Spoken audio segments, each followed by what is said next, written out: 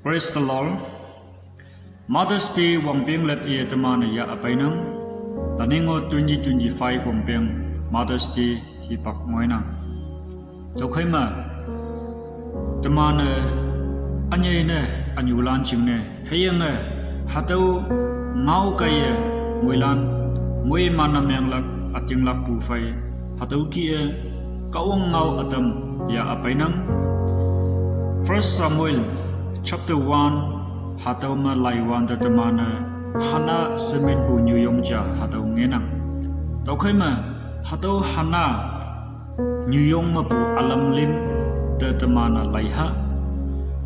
hana a Samuel inyu ngonang hayang ilkana semen bu natan pa I saku ngonang tokai hana ayan de laiwan de alam lim hatoma taunang hayang awang pa ya fanma number chama hana ayan a yong mong sambu New Yong jana hatu ki ngoyeng ki hangga hana mong sanga ngobu si se laiwan je hana a ilkana se minbu natan pai nok na myang hayang nok na myang yang faima hayim yatau ba yong hibak len hayapu ba lenbu hayapu ba ngobu New Yong dea yong yao lebu yong insol membu yong ngau mem ibu ye yesibu hayim no yatau bu New Yong yejikma hayim no yebu opu New Yong se yao lebu hatau wanglam ngo yang ki tawande hayang wanglam cha awang na ya pu New hayam ya pu bu nemang kama ni se sako ya lak hatau wang lam ngo yang ki tau khai ilkana hana hayam ya pu bu jingne pinina semin bu sako cha cham ya hayang ilkana sako ni ya pu payong na ngo yang ki hayang hana mong sang bu hatau ki jingyang ka talana noksa ka talana nokphum pu hu jingyang ma mabu katala ne yade yao lebu hayam ya pu New Yong hayam ya tau pu New Yong se yao lebu ya fancha ngo yang gi tau ching ne ya ating ma tau o hayam tau si pang se mong sambu hatau New Yong cha ngo yang gi tau tok ma anyai ne tamana verse 7 hatau ma laiwan de tau khai wong peng lep I hakawin ya hangsin ma yongwan pa nok te onglakai pinina wa ya te saha te taujing na hana sap saha sap hayang ya yaha yayim hatoma pinina ni se ilkana aya pu nyuwan hoi hana da yoma yawole naw yang sa I opio tole yamai oklona hatau ki moyong ki nanga hayim yatau punya yang aja nanga hayim ya pu ujingna nang natan pa tau jam ya pu ja se hatau ki pu ngau ibu ya fan hayam tawa hayim pu pai pu nyu aja nanga hayim ya tau pu nyu se ya ole pu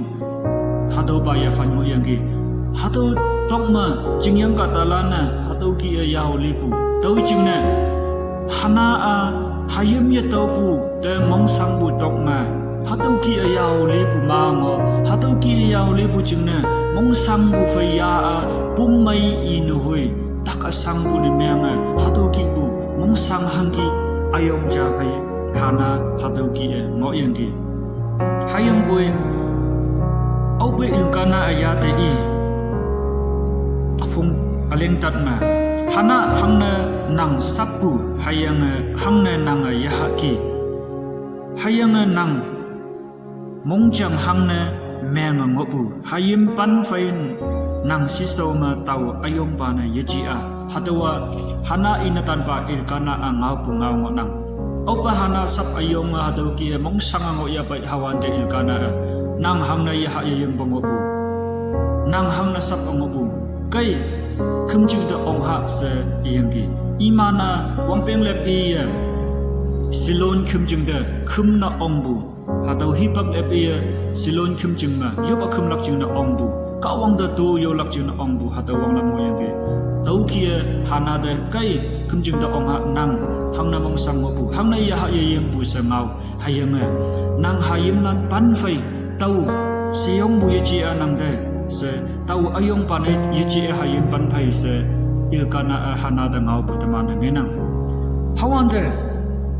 hana ayan ma tama na nge ya bu a mok se il kana ha do ki mong yong ngau e wan de kai khim jing de tai ha se e wan de il kana phai voye tai bu khim jing de ha do ngenang hana ayana tashin na mong sang mong meng ya pui chap ayong ya pai tashin bu wang yak ya tu so cha mo ya pui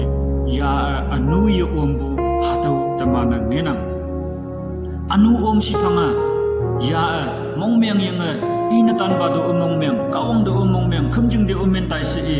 ya chi ka ma alo tu meng cha ling ya chi ka ma alo na tan pal pai pang pa yang hatau ki phong ngam bu nyu na meng ta yang mong sang bu ka ya hatau ki bu anu om ha si bu hayang boy hana a yo ong kan ting bu ka ong ta nyam ma li bu hayang kan ting bu nyu yong cha na meng bu jing na ka ong si so ma mong sang bu ya fan mo ya boy anu yo om ok bu nyu yong cha sa ta ma na nge ong nang to khai hana a awang pa ya fan ma yo ong mong sang bu ha do ya fan cha ngo yang ki sa ni si bu ba ma hana a yo ong yo bu nyu yong yo bu nyu na ngo yang ki ya hatau ki among sang ngo wan de verse 11 ma hayang ya wa cheng chipu cha cheng i ya mong sang ngo wan de cheng chipu fai u ata pa yong wan pa nang ating ma nang so sa nyu jin ang na tam lai ma a hayang tau tai tau ma hayang nang so sa nyu yepi ma a hapoi nang so sa nyu de natan ha cha pha ma a hawan de i ayan ni hi pa khong kum yong wan pa de tawa phalak hayang i sang ma bu sang len yet hang u ia ang lak hatuwa hana yong wan pa de ka ong de yupu hataw mo yang ki hana yupu a yong ating lak pu hataw de man ngenang hang na ya de ka ong hayem moi malak hataw no hoi natan yong confident yong ating lak pu mo yang ki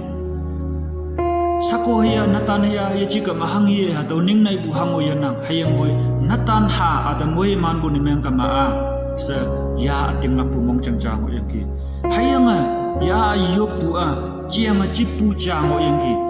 with promise prayer with promise ha do hana ayen mong yang ki hang hi chan bu ya bu ya ka wang hang hi ya da pha hayem pha bu a lan se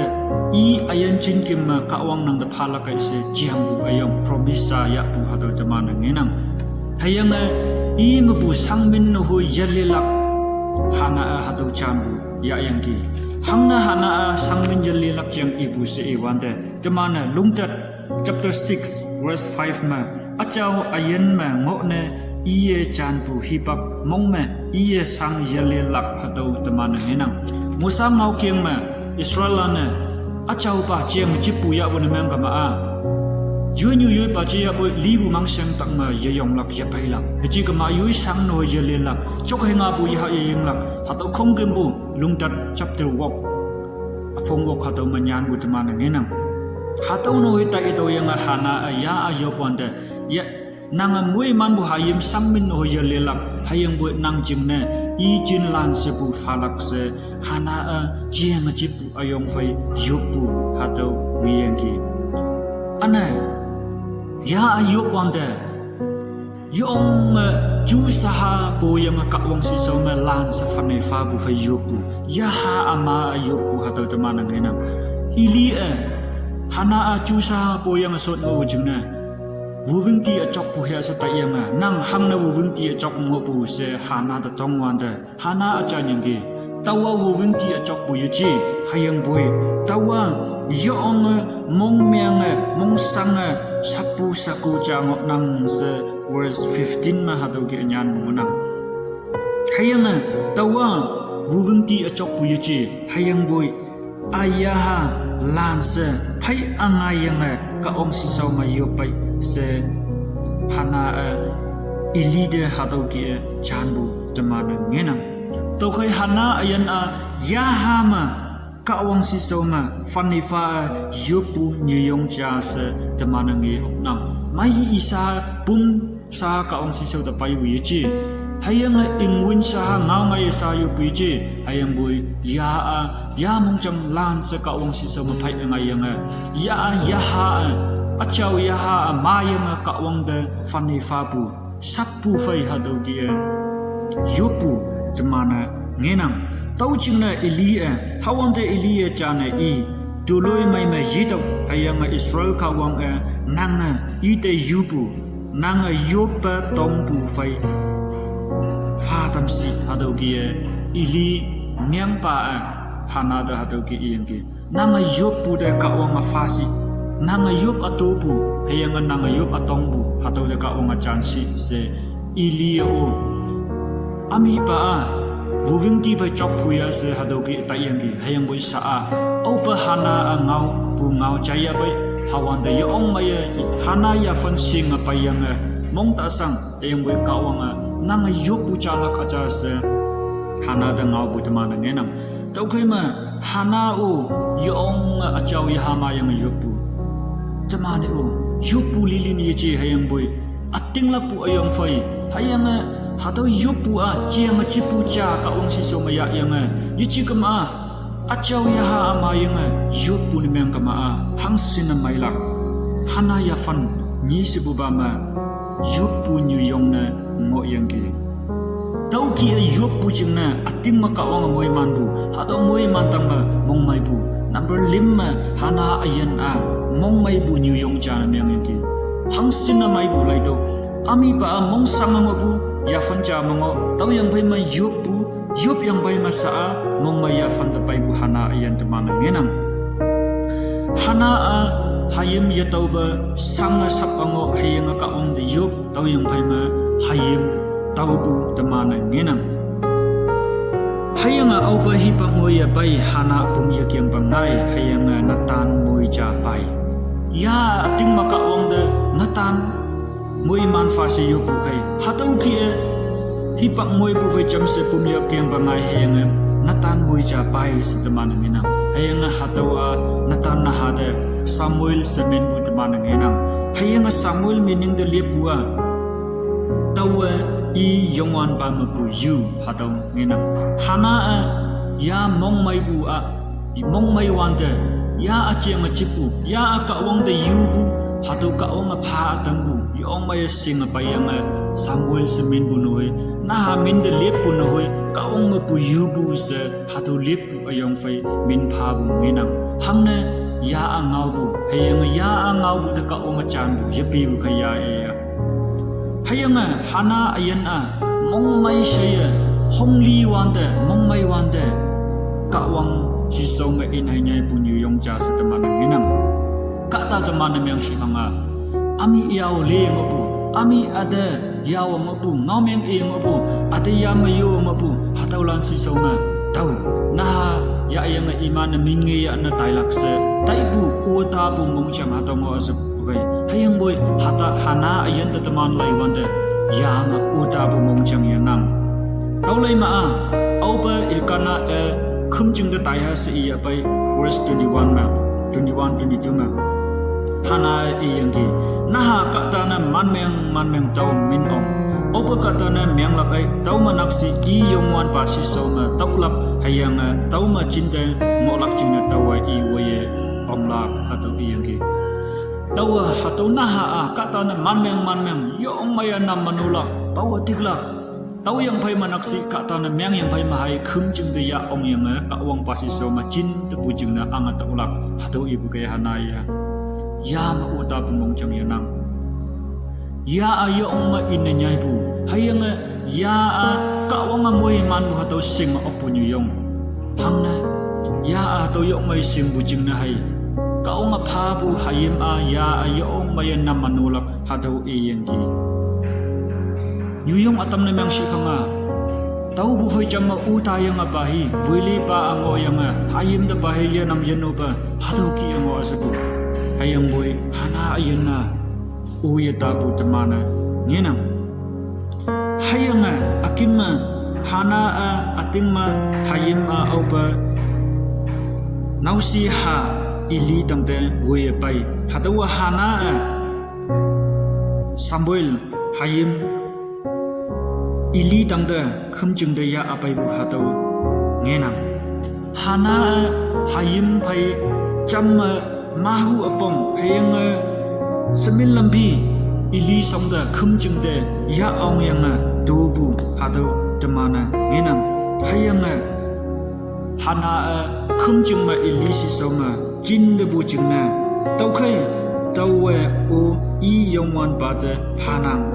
I ayan ma ngo bu mong ma yongwan ba de phanang hadawa hana angau ngau ngolang verse 28 ma tau khai hana ayan de lai wan de ya ong chu dai mong sangwan de ka ong ba si so ma anu yu om tau lai ma